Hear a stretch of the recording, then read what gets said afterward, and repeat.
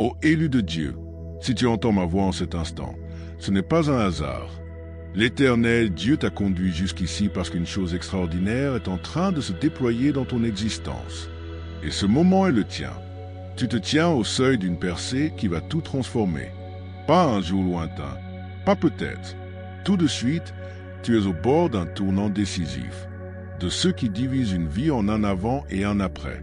Ce pourquoi tu as prié, ce que tu as espéré en silence, ce que tu as porté dans ton cœur quand personne d'autre ne comprenait. Ce n'est plus loin. Cela se rapproche. Cela vient à ta rencontre. Cela entre dans ta réalité. Ce n'est pas une simple variation d'humeur.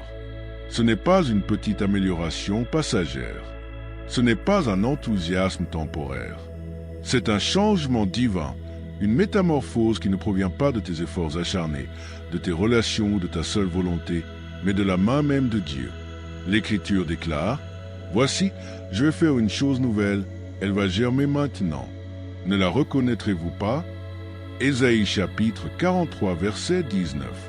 Ce verset n'est pas une poésie destinée à la vie de quelqu'un d'autre. C'est une proclamation sur la tienne. Une chose nouvelle est déjà en train de germer. Elle avance déjà sous terre, comme des racines qui percent un sol dur. Tu ne l'as peut-être pas encore vue, mais le ciel a travaillé pendant que tu attendais. Avant d'aller plus loin, prends un instant. Si ce message te concerne, fais une chose simple. Aime la vidéo, abonne-toi et aide-nous à atteindre les 40 000 abonnés. Puis écris 99 dans les commentaires. Non pas parce qu'un chiffre aurait un pouvoir magique, mais parce que ta foi s'exprime par un acte et que ton obéissance est un signal. C'est ta manière de dire « Seigneur, je suis là, je t'écoute, je suis prêt. » Et si tu es vraiment un choisi, tu resteras jusqu'à la fin, car ton esprit le sent déjà. Tu n'es pas venu ici pour te divertir. Tu es venu pour recevoir une confirmation. Écoute attentivement. Maintenant, l'Éternel Dieu te pose une question. Et ce n'est pas pour te faire honte. Ce n'est pas pour t'intimider. C'est pour te réveiller. Es-tu prêt? Pas. Es-tu parfait? Pas. As-tu tout compris? Pas. N'as-tu jamais douté? La question de Dieu est plus simple et plus profonde. Es-tu prêt à avancer même si tes genoux tremblent? Es-tu prêt à entrer dans ce que tu as demandé sans reculer? Es-tu prêt à recevoir ce que tu as réclamé sans cesse, même si cela arrive sous une forme que tu n'avais pas imaginée? Car la percée que tu désires t'en est plus proche que tu ne le crois. Tu ne fixes plus une porte fermée à clé. La porte s'ouvre. La saison change. L'atmosphère autour de toi se modifie. Ce qui semblait bloqué commence à bouger. Des conversations vont bientôt avoir lieu sans que tu aies eu à les forcer. Des opportunités vont surgir sans que tu aies eu à les supplier. Le brouillard se dissipe. Le chronométrage se retourne en ta faveur. Et l'amour de Dieu s'apprête à inonder ta vie d'une manière que tu n'as jamais connue auparavant. Oui, il peut sembler étrange quand quelque chose de nouveau approche. Parfois, la bénédiction paraît d'abord étrangère. Et cette étrangeté pousse certains à hésiter. Mais l'Éternel Dieu ne te conduit pas vers la confusion. Il te conduit vers la plénitude. Car Dieu n'est pas auteur de confusion, mais de paix. 1 Corinthiens chapitre 14 verset 33. Si tu ressens une sainte agitation intérieure, ce n'est peut-être pas de l'anxiété. C'est peut-être le réveil de ta destinée. Voici ton appel à l'action. Ne laisse pas le doute prendre le volant. Ne laisse pas la douleur d'hier écrire l'histoire de demain. Tu as déjà passé trop de nuits à ruminer. Trop de matins à te réveiller la poitrine serrée. Trop de jours à tenter de maintenir ta foi en vie tout en portant une déception silencieuse. Mais entends cela clairement, la saison d'attente touche à sa fin. Tu as traversé des tempêtes qui auraient brisé d'autres personnes. Tu as supporté une pression qui transforme profondément quelqu'un. Tu as connu des trahisons qui t'ont fait douter de ton propre cœur. Tu as porté des responsabilités que personne n'a applaudi. Pourtant, tu as continué. Tu as continué à te présenter. Tu as continué à prier même quand tes mots semblaient faibles. Et le ciel a tout vu. Il y a un temps pour tout et une saison pour chaque activité sous les cieux. Ecclésiaste chapitre 3 verset 1. Tu quittes une saison pour en entrer une autre. L'ancienne t'a enseigné l'endurance. La nouvelle révélera la récompense. L'ancienne exigeait la patience. La nouvelle libéra le fruit. Imagine une longue nuit où tu pensais que le soleil ne se lèverait jamais. Puis, lentement, presque en silence, l'horizon se transforme. Les ténèbres ne disparaissent pas d'un coup, mais la lumière commence à s'étendre. C'est exactement ce qui se passe dans ta vie. Les premiers rayons percent, et une fois le soleil levé, aucun argument ne peut ramener la nuit. Permets-moi de le dire simplement. Finis-le, je croirai quand je verrai. Désormais, c'est « j'avance parce que Dieu a déjà parlé ». Car la foi est une ferme assurance des choses qu'on espère, une démonstration de celles qu'on ne voit pas. Hébreux chapitre 11, verset 1. On ne te demande pas de faire semblant. On t'invite à faire confiance. Et la confiance n'est pas passive. La confiance est une décision. En ce moment même, la porte de ton prochain chapitre est grande ouverte. Pas entrouverte, grande ouverte. Mais on ne peut pas vivre sur le seuil. Il faut franchir le pas. Il faut choisir. Il faut bouger. Il faut cesser de traiter ton appel comme s'il était facultatif. Tu as été retenu trop longtemps par deux choses, la peur et l'hésitation. Peur d'être à nouveau déçu. Peur de nourrir à nouveau l'espoir. Peur d'être vu. Peur d'échouer. Peur de réussir puis d'être jugé. Peur de quitter ce qui est familier même si ce familier fait mal. Mais écoute la parole de Dieu. Ce n'est pas un esprit de timidité que Dieu nous a donné, mais un esprit de force, d'amour et de sagesse. 2 Timothée chapitre 1 verset 7. Cette peur avec laquelle tu luttes n'est pas ton maître. Elle n'est pas ton identité. Elle n'est pas ton héritage. Tu n'as pas à t'incliner devant elle. Entre dans la pièce que l'Éternel, Dieu a préparée pour toi. Visualise-la dans ton esprit. Une pièce pleine de lumière. Pas la lumière dure de la critique, mais la lumière chaude de l'appartenance. Une pièce où tes dons ont enfin du sens. Une pièce où tes prières rencontrent des réponses. Une pièce où ta valeur est évidente. Voilà ce vers quoi Dieu t'invite. Et la seule chose requise maintenant, c'est ton oui. Parlons maintenant de ce qui arrive réellement, car ce n'est pas une motivation vague. C'est une réalité spirituelle. L'amour de Dieu ne coule pas dans ta vie comme un robinet qui goutte. Il se déverse comme une cascade. Il jaillit comme un fleuve qui ne tarit jamais. L'amour de Dieu n'est pas hésitant. Il est implacable. Les bontés de l'Éternel ne s'épuisent pas, ses compassions ne prennent pas fin. Elles se renouvellent chaque matin. Lamentation chapitre 3 verset 22 jusqu'à 23. Cela signifie qu'aujourd'hui arrive avec une miséricorde fraîche, pas avec des restes. Aujourd'hui arrive avec une force nouvelle, pas avec les miettes d'hier. Et quand cet amour entre, il ne se contente pas de te réconforter, il te réorganise. Il lave ce qui n'a pas sa place. Il adoucit ce qui s'était endurci. Il guérit ce que tu avais caché. Il relève ce qui était courbé. Il restaure ce que tu pensais perdu à jamais. Il redonne vie aux parties de toi qui s'étaient engourdies sous le poids de la déception. Peut-être as-tu fonctionné jusqu'ici, mais tu n'as pas pleinement vécu. Tu as survécu, mais tu n'as pas chanté. Tu as tenu bon, mais tu n'as pas été libre. Et l'Éternel Dieu dit, assez de demi-vie. L'amour qui libère est assez puissant pour atteindre la blessure la plus profonde. Assez puissant pour réécrire le mensonge le plus ancien. Assez puissant pour briser la chaîne qui t'a retenu des années. L'Écriture dit dans Psaume chapitre 147 verset 3. Il guérit ceux qui ont le cœur brisé et pensent leurs blessures dans Psaume chapitre 147 verset 3. Pas certaines blessures, pas les faciles. Ceux qui ont le cœur brisé, ceux qui souriaient en saignant, ceux qui continuaient à servir en étant épuisés, ceux qui pardonnaient encore tout en souffrant. L'Éternel, Dieu pense ces blessures-là. Il ne te fait pas honte de les avoir. Il te guérit parce qu'il t'aime. Et quand tu seras rempli, tu déborderas. Tu n'auras plus à forcer la gentillesse. Tu n'auras plus à simuler la paix. Tu n'auras plus à jouer la force.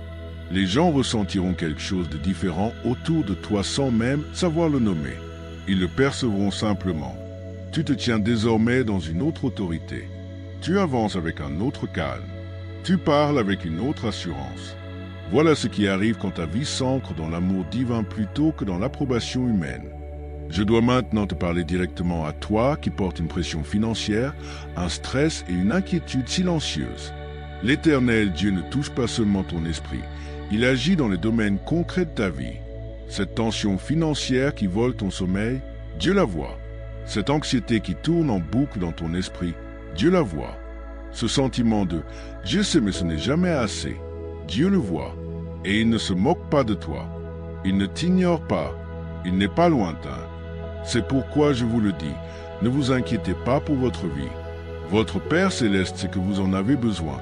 Matthieu chapitre 6 verset 25 jusqu'à 32. Tu ne demandes pas à Dieu quelque chose qu'il aurait oublié. Tu portes tes besoins à celui qui pourvoit. La provision n'est pas seulement de l'argent qui tombe du ciel. Parfois c'est une porte qui s'ouvre. Parfois c'est une stratégie qui arrive. Parfois c'est une connexion qui se forme. Parfois c'est un emploi qui change, un contrat qui arrive, un client qui apparaît, une dette qui diminue, une idée qui prospère. Parfois c'est Dieu qui t'enseigne à gérer ce que tu as pour que cela se multiplie au lieu de fuir. Et parfois c'est l'Éternel Dieu qui brise le cycle du « juste assez », le cycle d'un pas en avant, 2 pas en arrière, le cycle des urgences permanentes, le cycle des décisions prises dans la peur. Ce cycle n'est pas ta destinée. Et mon Dieu pourvoira à tous vos besoins selon ses richesses en gloire en Christ Jésus. Philippiens chapitre 4 verset 19. Ce n'est pas un rêve, c'est une promesse. Et Dieu ne fait pas de promesses vides. Écoute aussi ceci, la paix fait partie de la provision. À quoi bon l'argent si l'esprit est tourmenté?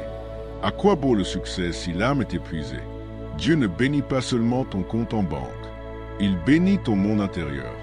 Ne vous inquiétez de rien, mais en toute chose faites connaître vos besoins à Dieu par des prières et des supplications, avec des actions de grâce.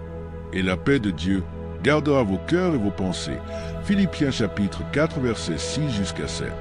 Cette paix est une sentinelle. Elle se poste à la porte de ton esprit et dit « Peur, tu ne vis plus ici. » Respire donc. Tu n'as pas à tout porter seul. Tu n'as pas à tout résoudre ce soir. Tu n'as pas à forcer ton avenir avec du stress. Soyez tranquille et sachez que je suis Dieu, écrit dans Psaume chapitre 46 verset 10. Le calme n'est pas de la paresse, c'est de la reddition. C'est toi qui remets le poids dans les mains qui peuvent vraiment le porter. Ô élus de Dieu, parlons maintenant des relations. Certains d'entre vous saignent dans des endroits qu'ils ont essayé d'appeler amour. Certains ont été méprisés, mal compris, ignorés, traités comme s'ils étaient remplaçables. Vous avez donné de la loyauté, vous avez donné de l'honnêteté, vous avez donné des efforts. Et en retour, vous avez reçu trahison, déshonneur ou silence. Mais Dieu dit, assez, pas parce que tu vaux mieux que les autres, mais parce que tu es à lui. Et quand Dieu décide de t'élever, ce qu'il fait est public. Quand l'Éternel Dieu décide de te restaurer, ce qu'il fait est incontestable. Ceux qui ont douté de toi verront ta vie se transformer. Ceux qui t'ont mal jugé repenseront à leurs paroles. Ceux qui ont essayé de te diminuer réaliseront qu'ils se tenaient devant quelqu'un que Dieu avait marqué. Ce n'est pas de la vengeance, c'est une revendication divine. Confie ta voix à l'Éternel, appuie-toi sur lui, et il agira. Il fera paraître ta justice comme la lumière, écrit dans Psaume chapitre 37 versets 5 jusqu'à 6. Si votre esprit confirme cette parole, agissez. Aimez ce message maintenant. Abonnez-vous pour ne pas manquer la prochaine parole que le ciel révélera. Indiquez votre ville et votre nation dans les commentaires afin que les élus se lèvent à travers les nations. L'Éternel Dieu n'a pas besoin que tu te battes de manière sale. Il mettra la vérité en lumière. Il défendra ton nom. Il t'élèvera d'une façon qui ne nécessitera pas tes excuses. Et voici ce qui est magnifique. Pendant que certains sont retirés, de nouvelles personnes sont envoyées. Des personnes qui t'honorent, des personnes qui te protègent, des personnes qui te célèbrent sans te concurrencer, des personnes qui ne se contentent pas d'aimer ton don mais respectent ton cœur, des personnes qui ne t'épuisent pas mais te fortifient. Car Dieu ne te guérit pas seulement, il te repositionne. Écoute, quand Dieu t'élève, cela ne t'affecte pas seulement toi, cela se propage. Ta paix calmera d'autres personnes. Ton témoignage fortifiera d'autres personnes. Ton courage réveillera d'autres personnes. L'amour que Dieu verse en toi débordera dans ta maison, ton travail, tes amitiés, ton avenir. C'est pourquoi cette percée est plus grande que toi. Ta vie va devenir un signe pour quelqu'un qui était sur le point d'abandonner. Ta victoire rappellera à quelqu'un que l'Éternel Dieu fait encore des miracles. Ta restauration fera croire à nouveau quelqu'un. Jésus a dit, « Vous êtes la lumière du monde. » Que votre lumière brille ainsi devant les hommes, écrit dans Matthieu chapitre 5, versets 14 jusqu'à 16. Tu n'es pas fait pour te cacher. Tu es fait pour rayonner non par orgueil, mais par impact. Et quand tu rayonneras, les bonnes personnes se rassembleront. Le soutien viendra de lieux inattendus. La faveur passera par des portes que tu n'as même pas frappées. L'aide arrivera au moment parfait. Certains d'entre vous vont bientôt découvrir ce que cela fait d'être porté par la grâce, d'être soutenu par Dieu, d'être appuyé d'une manière dont vous n'aviez pas les mots. Vous lèverez les yeux et réaliserez, je ne fais plus cela seul. Parlons maintenant de la victoire qui approche, car il faut que tu arrêtes de traiter ton avenir comme un rêve fragile. Ce que l'Éternel, Dieu t'a promis n'est pas délicat. Il est déterminé. Il y a eu des moments où tu as cru que tu n'y arriverais pas. Des moments où tu t'es demandé si tu gaspillais ta foi.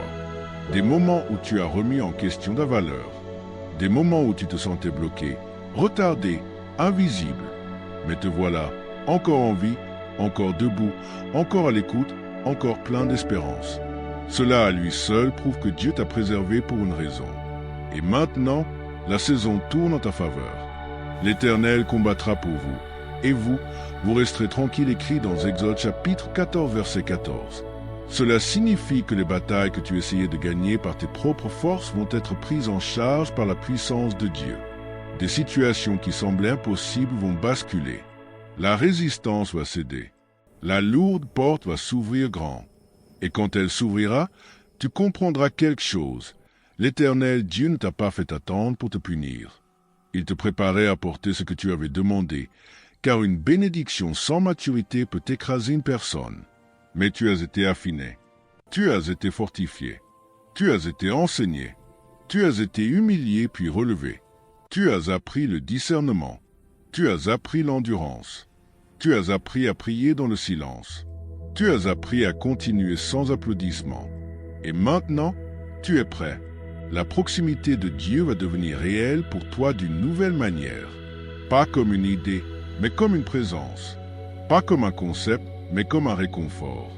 L'Éternel est proche de tous ceux qui l'invoquent, avec sincérité, écrit dans Psaume chapitre 145, verset 18. Proche, pas lointain, pas inaccessible. Proche, tu le sentiras dans tes décisions. Tu le sentiras quand tu seras tenté de paniquer et que tu resteras calme à la place. Tu le sentiras quand tu devrais être perdu, mais que tu as la clarté. Tu le sentiras quand tu entreras dans un lieu qui t'intimidait autrefois et que tu réaliseras que tu n'es plus petit. Et quand l'Éternel Dieu est aussi proche, ton identité se stabilise. Tu arrêtes de supplier les gens de te choisir parce que tu sais que Dieu l'a déjà fait. Tu arrêtes de courir après la validation parce que tu sais que tu es déjà précieux. Tu arrêtes de te contenter du moindre parce que tu sais que ce que tu portes est sacré. L'Écriture dit dans 2 Corinthiens chapitre 5, verset 17. Si quelqu'un est en Christ, il est une nouvelle création. Les choses anciennes sont passées. Voici, toutes choses sont devenues nouvelles. Cela inclut les anciennes mentalités, les anciennes habitudes, les anciennes peurs, les anciens schémas, les anciennes dépendances, les anciennes relations, les anciennes versions de toi construites pour survivre. Elles passent. Une nouvelle toi émerge. Une toi forte, claire, paisible, disciplinée, joyeuse, choisie, qui ne s'excuse plus d'être différente. Imagine maintenant une vague, pas une petite vague qu'on peut ignorer, pas une vague polie qui demande la permission, une vague qui arrive avec force, avec intention, avec puissance purificatrice. Cette vague est l'amour de Dieu et elle vient vers toi avec intensité parce qu'elle est destinée à transformer tout ton paysage. Quand une vague touche le rivage, elle ne négocie pas avec ce qui s'y trouve. Elle déplace les choses. Elle emporte les débris. Elle adoucit les arêtes tranchantes.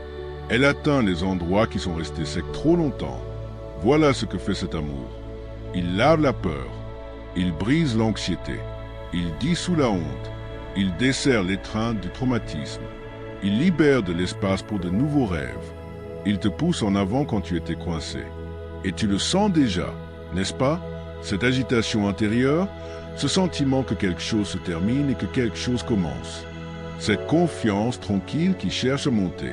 Cette envie soudaine de prier à nouveau. Cette impulsion de ranger ta vie, d'organiser, de planifier, d'avancer, de créer, de bâtir, ce n'est pas une motivation aléatoire. C'est l'alignement. Confie-toi en l'Éternel de tout ton cœur et ne t'appuie pas sur ta propre intelligence. Reconnais-le dans toutes tes voies, il aplanira tes sentiers écrits dans Proverbes chapitre 3 versets 5 jusqu'à 6. Des sentiers droits, pas parfaits, droit, direction, clarté, élan. Et pendant que tu avances, Dieu le confirmera. Tu commenceras à remarquer des coïncidences trop parfaites. Tu croiseras des personnes au moment exact où tu en avais besoin. Tu entendras la phrase juste au bon moment. Tu recevras une idée qui ouvre une porte. Tu obtiendras un oui là où tu attendais un non. Car nous savons que toute chose coopère au bien de ceux qui aiment Dieu. Romains chapitre 8 verset 28. Même les échecs, même les retards, même les peines de cœur, même les mauvais tournants. Dieu les tisse, les rachète, les utilise. Parlons maintenant directement à celui ou celle qui sent que la vie a été lourde depuis longtemps. Tu as porté la douleur dans ton corps, dans ton esprit, dans ton cœur. Tu as eu des jours où tu souriais dehors mais tu étais épuisé dedans. Tu as eu des nuits où tes pensées ne te laissaient pas dormir. Tu as eu des saisons où ta propre vie ressemblait à un combat. Et Dieu dit dans Joël chapitre 2 verset 25, « Je ne me contente pas de t'aider à tenir. Je te guéris. Je te rendrai les années que la sauterelle a dévorées. » Des années, pas des minutes, pas des miettes, des années. L'Éternel, Dieu peut restaurer le temps. Dieu peut restaurer ce que tu croyais perdu. Dieu peut restaurer ton rire. Dieu peut restaurer ta confiance. Dieu peut restaurer ta capacité à faire confiance. Certains ont besoin d'entendre cela. La douleur n'est pas permanente. La souffrance n'est pas ton identité. La lutte n'est pas ton dernier chapitre. Dieu écrit une nouvelle page. Et tandis que cet amour passe à travers toi, la peur perdra son autorité. Tu commenceras à faire des choses que tu évitais. Tu commenceras à parler là où tu te taisais. Tu recommenceras à attendre du bien. Tu arrêteras de te rapetisser. Tu arrêteras de te cacher. Car quand l'amour de Dieu remplit une personne, il la rend courageuse. Il n'y a pas de peur dans l'amour. Au contraire, l'amour parfait chasse la peur écrit dans 1 Jean chapitre 4 verset 18. L'amour parfait ne se contente pas d'apaiser la peur. Il la chasse. Il la met dehors. Il change les serrures. Il dit, « Tu ne vis plus ici. » Ô élu de Dieu, tu as été formé par l'épreuve à rester sur la défensive, mais Dieu t'apprend maintenant à rester ouvert sans te briser. Il t'apprend à aimer sans te perdre. Il t'apprend à faire confiance sans devenir naïf. Il t'apprend un discernement qui ne vient pas de l'amertume, mais de la sagesse. Et cette sagesse va bientôt être récompensée. C'est le moment où les pièces commencent à s'assembler. Non parce que l'univers est aléatoire, mais parce que le ciel est intentionnel. Dieu est l'auteur. Dieu est l'ordonnateur. Dieu est celui qui peut faire qu'un appel, une rencontre, une idée, une décision, une opportunité change toute la trajectoire de ta vie. Voici donc ton instruction. Arrête de serrer ta vie à t'en faire mal aux doigts. Relâche la prise. Respire à nouveau. Repose-toi à nouveau.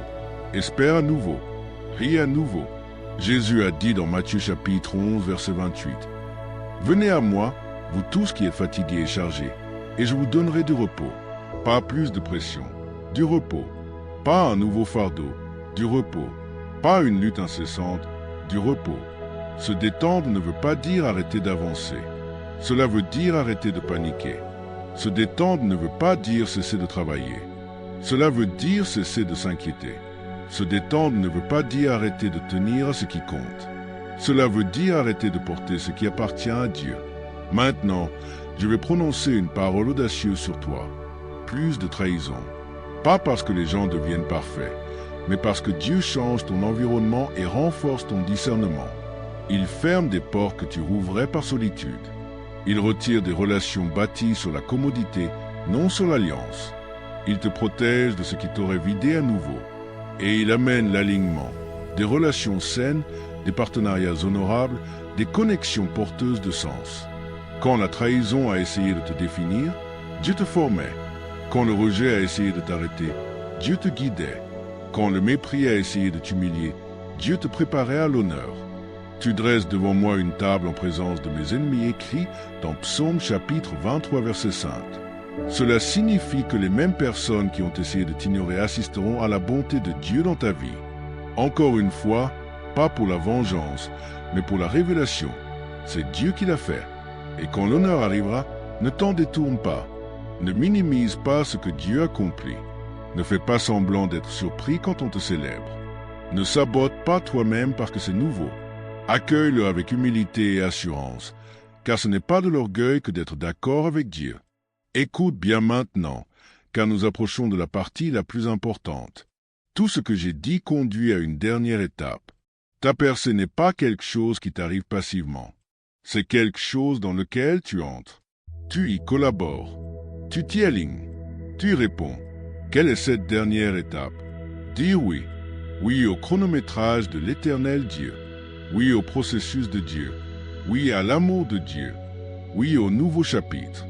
Oui à la bénédiction sans culpabilité. Oui à la guérison sans retour à la douleur. Oui à l'élévation sans te rapetisser. Oui à l'appel sans excuse. Oui même si ta voix tremble. Oui même si tu n'as pas toutes les réponses. Car l'obéissance est une porte. Et quand tu dis oui, tu passes de l'espérance à la possession, de la prière à la louange, de l'attente à la marche. Si tu peux le murmurer à voix haute tout de suite. Oui, Seigneur, je suis prêt. Et en le faisant, souviens-toi de cette promesse, car je connais les projets que j'ai formés sur vous. Projets de paix et non de malheur, afin de vous donner un avenir et une espérance écrit dans Jérémie chapitre 29 verset 11. Un avenir, une espérance, pas la ruine, pas la défaite, pas la lutte sans fin. Un avenir. Ô élu de Dieu, tu n'es pas oublié, tu n'es pas disqualifié, tu n'es pas en retard, tu n'es pas trop brisé, tu n'es pas trop en arrière. Dieu t'a amené ici parce qu'il t'emmène plus loin. Alors relève la tête, lève les yeux, respire plus profondément, laisse tes épaules redescendre, laisse la paix s'installer dans ta poitrine, laisse la foi remonter, laisse l'amour de Dieu t'envelopper comme une armure et comme une chaleur en même temps. Ta vie est en train de changer. Ta saison est en train de tourner. Ta percée arrive. Et l'amour qui te poursuit ne vient pas pour te taquiner. Il vient pour te transformer. Reste ouvert, reste fidèle, reste prêt, car ce qui vient ensuite est saint, et c'est à toi. Amen.